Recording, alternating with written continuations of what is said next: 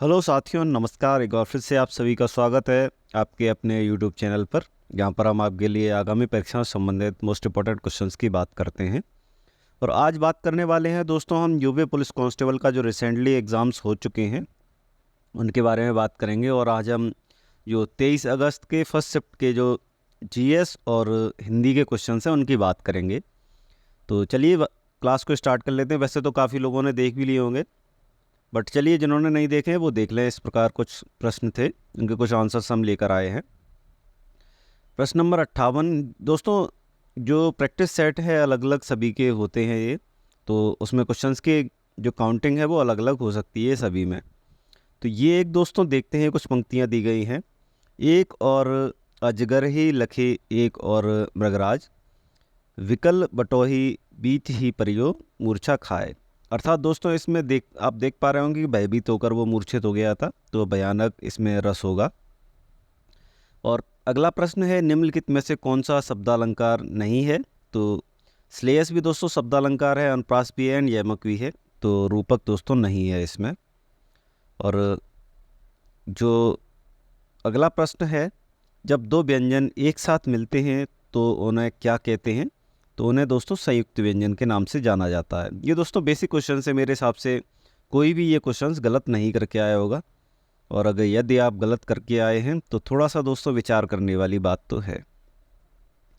चलिए अगला प्रश्न की बात कर लेते हैं। तो अगम आगम शब्द युग्म का सही अर्थ है। दोस्तों अगम का मेरे हिसाब से बहुत कम लोगों ने सुना होगा, लेकिन दोस्तों आगम का मेरे हिसाब से सभी ने सुना होगा कि उत्पत्ति। तो एक ही में है उत्पत्ति, तो दुर्लभ और उत्पत्ति इसका एकदम सही उत्तर हो जाएगा। अगला है, निम्नलिखित में से जो मूक का अनेकार्थक शब्द क्या होता है? दोस्तों थोड़ा सा जूम कर लेते हैं, सही नहीं दिखाई दे रहा है। हाँ जी, मूक का दोस्तों अनेकार्थक शब्द पूछा है, तो दोस्तों मूक का अर्थ होता है विवश। ये मेरे हिसाब से, चलिए मैं इसे चेक कर लूँगा, ये मेरे हिसाब से गलत लगा हुआ है।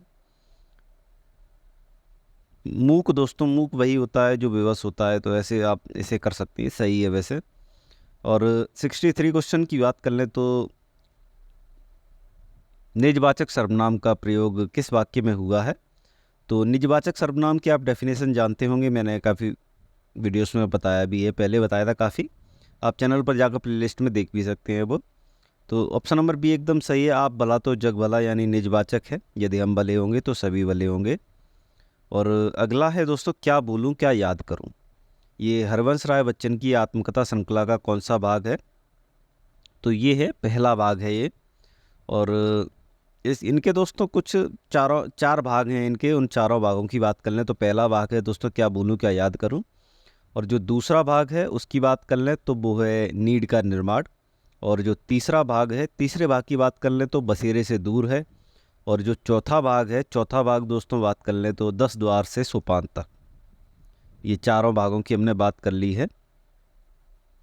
आइए अगले प्रश्न की बात कर लेते हैं। अगला प्रश्न है, हिंदी भाषा के लिए साहित्य अकादमी पुरस्कार प्रथम विजेता कौन थे? तो ये थे माखनलाल चतुर्वेदी जी। अर्थात दोस्तों साहित्य अकादमी पुरस्कार पहली बार जब मिला था तो वो इन्हें मिला था। और निम्नलिखित में से वयोवृद्ध शब्द का संधि विच्छेद क्या है? तो वो है दोस्तों वयः प्लस वृद्ध। वयोधन वृद्ध है इनका, वयः धन वृद्ध, ये एकदम सही संधि विच्छेद है।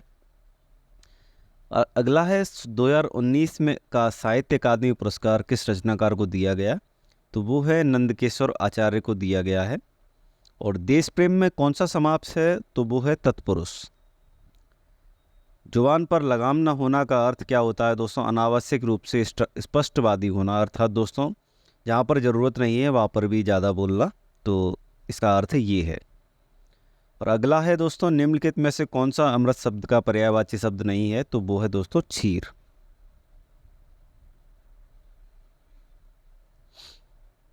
और कौन सा वर्ड दंतव्य नहीं है, दंत्य नहीं है? अर्थात दोस्तों दंत्य क्या होते हैं? ता था दादा ना, तो मेरे हिसाब से उसमें टा नहीं आता है, तो ये दंतव्य नहीं होगा। और मैंने आम खा लिया है वाक्य में प्रयुक्त काल है, तो ये है आसन्न भूतकाल है दोस्तों। आगे बढ़ते हैं। और हाँ दोस्तों, थोड़ी सी वीडियो फास्ट है इसलिए माफ़ कर दीजिएगा। तो और हाँ, एक बार फिर से मैं सभी से रिक्वेस्ट करना चाहूँगा कि जो लोग पहली बार आए हैं चैनल पर, कृपया करके सब्सक्राइब और लाइक किए बिना मत जाइएगा। और आप जानते होंगे हम आपके लिए इसी तरह से वीडियोस लाते रहते हैं। तो चलिए, जो लोग रेगुलर हैं उन्हें तो पता ही होगा चैनल पर हम किस तरह से कंटेंट अपलोड करते हैं। चलिए अगले प्रश्न की बात कर लेते हैं। किसी समय माफ़ कीजिए, किसी एक में ही जो आस्था रखने वाला वाक्यांश के शब्द बताइए। तो वो है दोस्तों अनन्य होगा, माफ़ कीजिएगा, अनन्य है इसका सही उत्तर। एक में ही आस्था रखने वाला वाक्यांश के लिए एक शब्द है, अनन्य होता है दोस्तों, अनन्य भक्त वगैरह उस तरह से आप इसे यूज़ कर सकते हैं। तो और है अगला है, निम्नलिखित शब्दों में प्रयुक्त प्रत्यय किस विकल्प के ठीक प्रदर्शित नहीं है। तो वो है आका, आकू, आक, का। इसका दोस्तों इन सभी में आपको प्रत्यय बताना था। तो धमाका में आका है दोस्तों प्रत्यय, लड़ाकू में आकू है, और उड़ाक में आक है, और छिलका में का है। शुद्ध शब्द का चयन कीजिए। तो वो है दोस्तों, शुद्ध वाक्य का चयन करना है तो मध्यकालीन युग में कलाओं की बहुत उत्पत्ति हुई थी, ये एकदम सही उसका उत्तर है। ये दोस्तों जो हम आज क्वेश्चंस की बात कर रहे हैं, ये दोस्तों सिर्फ और सिर्फ एक ही इनका मोटिव है कि आप जिस तरह से क्वेश्चंस करके आए हैं आपको पता चल जाए, बस यही इसका मोटिव है। तो उम्मीद करते हैं आप सब ये मोटिव सॉल्व भी हो रहा होगा। अगले प्रश्न की बात कर लेते हैं। सदा एक वचन के रूप में प्रयुक्त होने वाले शब्दों की बात कर लें तो वर्षा और जनता दोस्तों, ये दोस्तों हमेशा इसी तरह से यूज़ होते हैं, चाहे बहुवचन में यूज़ कर लीजिए आप और चाहे एक वचन में यूज़ कर लीजिएगा। अगला है राजा शब्द के लिए पर्यायवाची शब्द है, तो नरेंद्र है राजा का पर्यायवाची। निम्नलिखित में से वाक्यों के शुद्ध रूप को पहचानिए। तो एक ही है दोस्तों, भारत में अनेक जातियां हैं। दोस्तों अनेकों कभी नहीं होता है और अनेकों भी बिल्कुल नहीं होगा, ये दोनों ही गलत हो गए। भारत में अनेक जाति हैं, जाति को दोस्तों बहुवचन करना पड़ेगा, जब अनेक लगा है तो जातियाँ एकदम सही है। और अगला है विस्मय बोधक चिन्ह। दोस्तों ये तो मेरे हिसाब से बच्चा बच्चा जानता होगा, ऑप्शन नंबर बी एकदम सही उत्तर है इसका, विस्मय बोधक चिन्ह होता है ये। चिन्हों से रिलेटेड भी दोस्तों मैंने पहले काफ़ी समय पहले एक वीडियो अपलोड की थी, तो उम्मीद करते हैं वो आप जाकर देख सकते हैं चैनल पर, वो भी अपलोडेड है। अगला प्रश्न है, किस वाक्य में अच्छा शब्द का प्रयोग विशेषण के रूप में हुआ है। तो वह स्थान बहुत अच्छा है दोस्तों, स्थान की विशेषता बता रहा है अच्छा, तो ये सबसे सही उत्तर है इस प्रश्न का। प्रेम सागर की बात कर लें तो प्रेम सागर किसकी रचना है। तो लल्लू लाल की रचना है प्रेम सागर।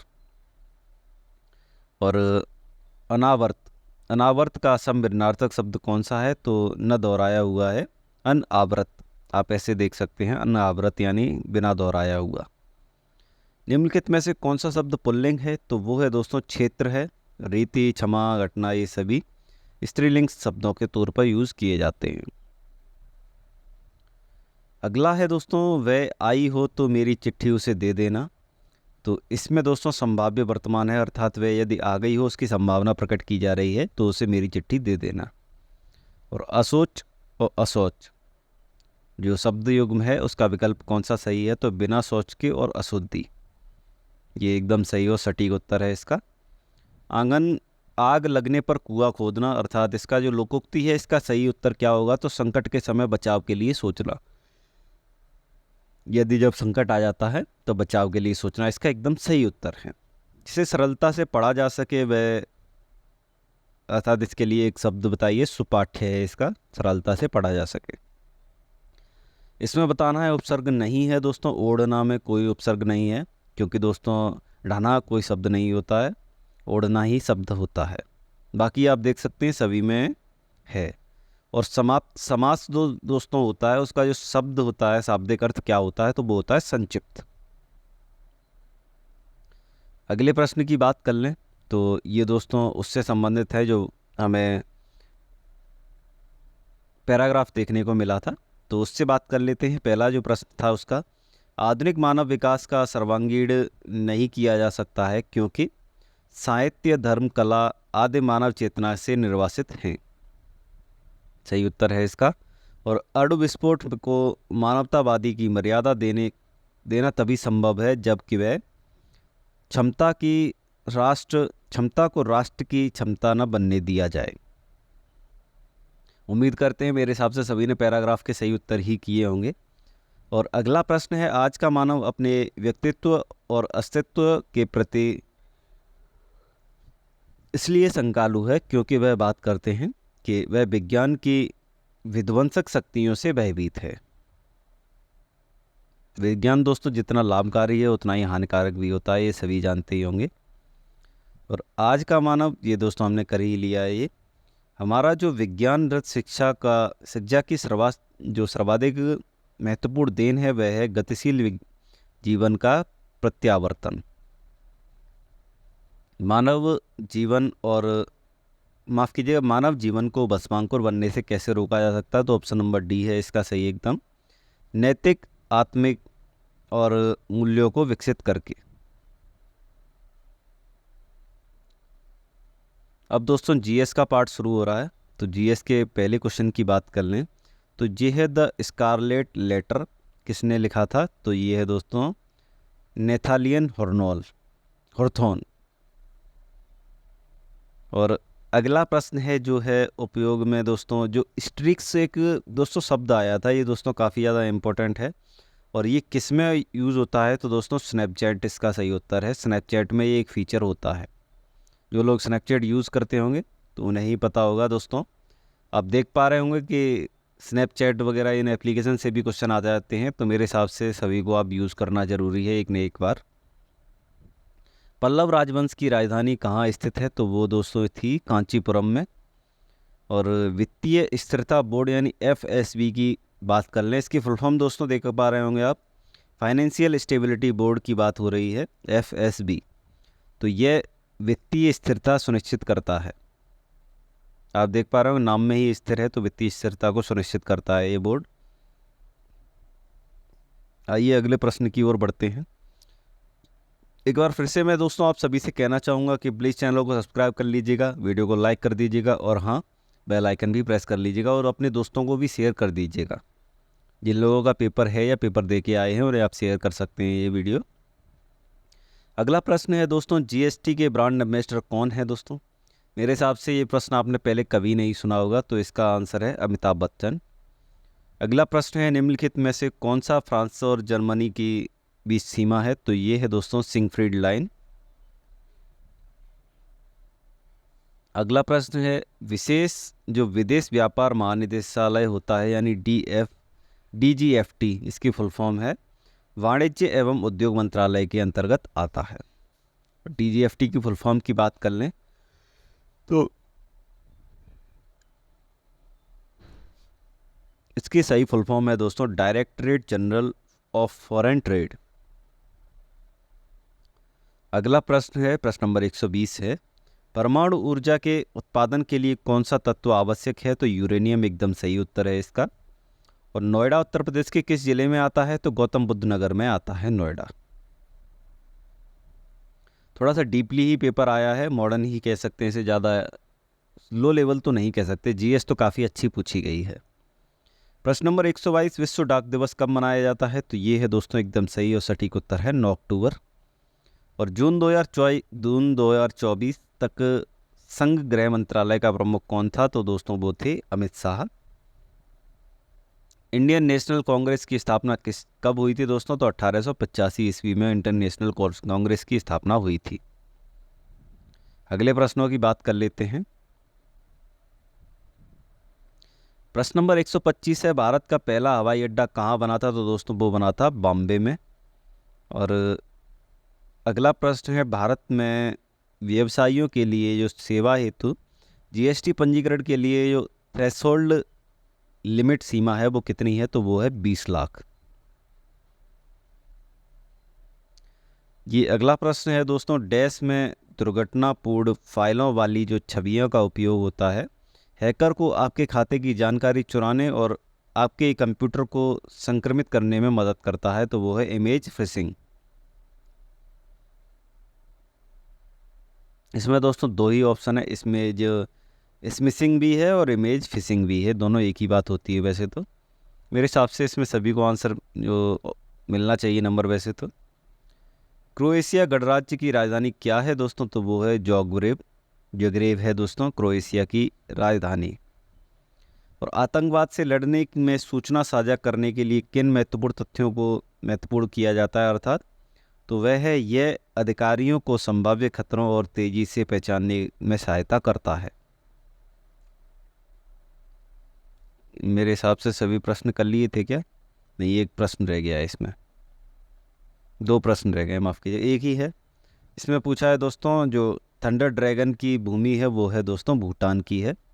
थंडर ड्रैगन की भूमि के रूप में इसे जाना जाता है तो वो है भूटान। इनका आपने झंडा भी देखा होगा तो उसमें ड्रैगन है, इससे आप पहचान सकते हैं। अगला प्रश्न है दोस्तों सोशल मीडिया साइट कौन सी नहीं है, प्लेटफॉर्म कौन सा नहीं है? तो वो है दोस्तों Google. Twitter, Facebook, Instagram social media sites हैं। और निम्नलिखित में से किस प्रकार का प्रदूषण संवर्धन माफ़ कीजिएगा यूट्रोफिकेशन नहीं है? तो वो है दोस्तों जल प्रदूषण नहीं है। और अगला है 1946 में जो विमुद्रीकरण के दौरान आरबीआई के गवर्नर कौन थे? तो चिंतामणि द्वारकानाथ देशमुख जी थे।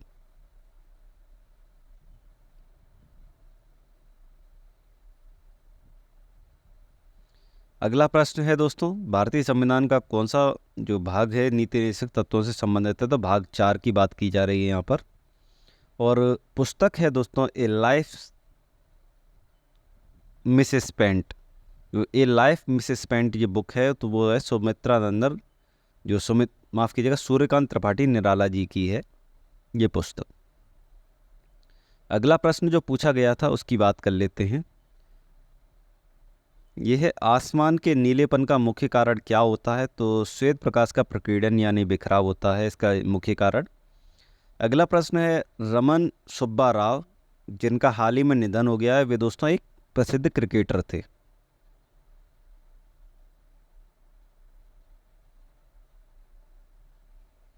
अगले प्रश्न की बात कर लें तो जो प्रायद्वीपीय भारत है उसकी सबसे लंबी नदी कौन सी है? तो वो है गोदावरी। और NHRC का पूर्ण नाम क्या है? तो national human rights commission India इसका पूरा नाम है। अगला प्रश्न है दोस्तों वर्ष 1985 में कौन सा अंतर्राष्ट्रीय वर्ष घोषित किया गया था? तो ये युवा दिवस के रूप में जाना जाता है। और जो डैश अनुसंधान विधि उत्तरदायित्व और प्रक्रिया आधार पर गहन का पूछताछ और सहायता करती है? तो वो है दोस्तों गुणात्मक अनुसंधान इनमें सहायता करता है। BRI का पूर्ण नाम क्या है दोस्तों? तो वो है बेल्ट एंड रोड इनिशिएटिव, ये इसका पूर्ण नाम है।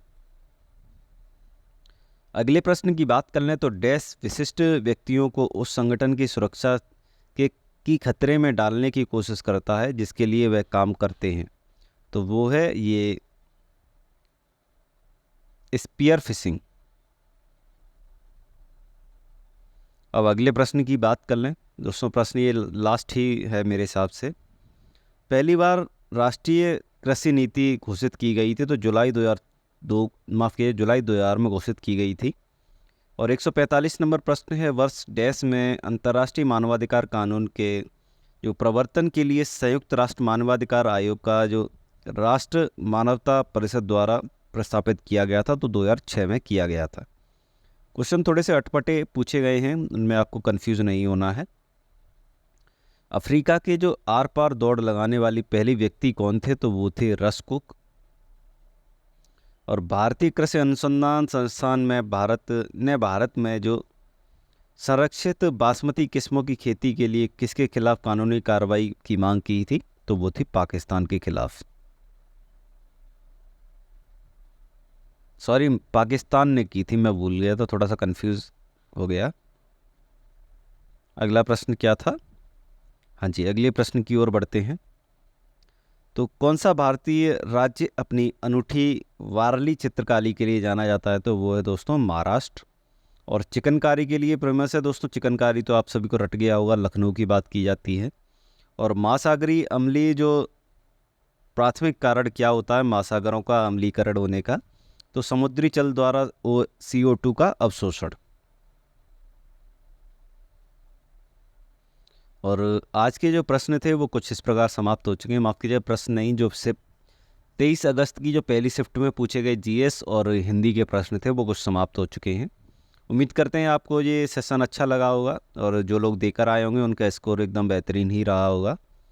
तो चलिए, आज की क्लास में इतना ही, और आप सभी से एक बार फिर से मुलाकात होगी नए प्रश्नों के साथ में, नई शिफ्ट के अगले प्रश्नों के साथ में। तो अच्छे से तब तक अपनी तैयारी करते रहिएगा। और हाँ दोस्तों, किसी भी प्रकार का मेंटली प्रेशर लेने की कोई भी आवश्यकता नहीं है। तो चलिए, पेपर वैसे तो सिंपल ही आ रहा है। चलिए, आप सभी से विदा लेते हैं। धन्यवाद।